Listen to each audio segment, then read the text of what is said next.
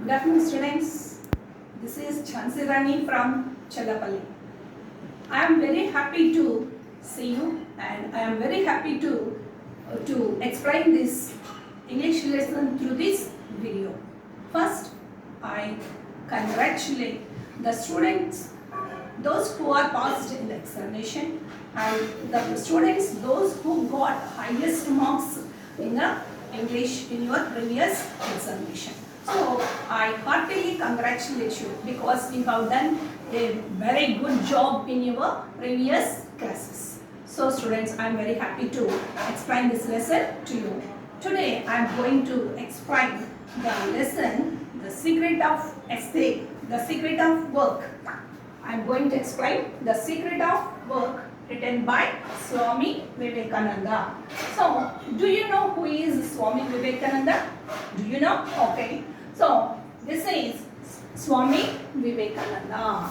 So, Swami Vivekananda was born in Calcutta on 12th January 1863, and his original name was Narendranath Datta. Vivekananda was a great writer of India. He became a very great scholar, not only of India but also for the whole world. It means Swami Vivekananda was born in Calcutta on 12th January 1863, and his original name was Narendranath Datta.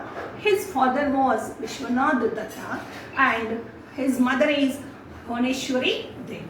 And they were very much influenced Swami Vivekananda, and he learned much spiritual values from his parents, and he has a long desire to talk with God.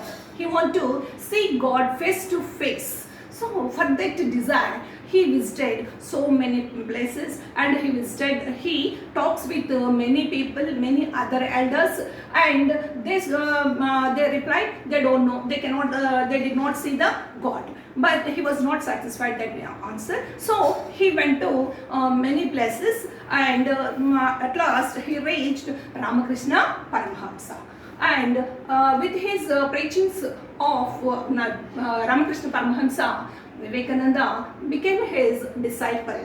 So he was the disciple of Ramakrishna Paramahamsa, and through his journeys he observed so many people are faced so many troubles, worries and problems, but he could not understand why the people are suffered. So he wanted to know the answer, and he told the people were, what's the reason why the people were suffered. And he said that, finally he said that the cause of the misery of the mankind is their could not understand. And he told that what the cause of the miseries of the world is their ignorance. So because of their ignorance, they could not understand, and their miseries could not be cured by physical help. Suppose if we give some money to them, they were not satisfied. They were not utilized that money or anything in a proper way. So they became very agile persons in their life. So he understood that ignorance is the cause of their misery. We should eradicate their ignorance. How we eradicate their ignorance? We have to give education to them. By this education, they were educated and they spiritually motivated. By this spiritual motivation, they can